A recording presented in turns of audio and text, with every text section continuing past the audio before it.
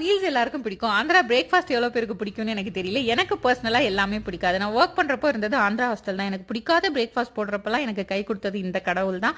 2 முட்டை, கொஞ்சமா சால்ட், கொஞ்சம் பெப்பர் பவுடர் போட்டு பிரெட் அதில டிப் பண்ணி தோசைக்கல்ல போட்டு வாட்டி எடுத்து சாப்பிட்டுருவேன். இப்போ தம்பிக்கும் அதே தான் பிரேக்ஃபாஸ்ட்டா குடுக்கலான்னு சொல்லிட்டு செஞ்சுட்டு இருக்கேன்.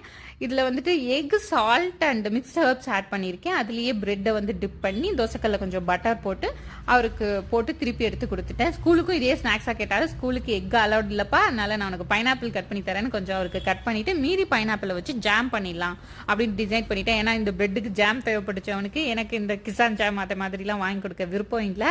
சம்டைம்ஸ் சாப்பிடுவாரு, இன்னைக்கு கொடுக்க விருப்பம் இல்லை. பைனாப்பிளை நல்லா அரைச்சி எடுத்துட்டு ஒரு கடாயில் அதை ஊற்றி நல்லா கொதிக்க விட்டுக்கணும்.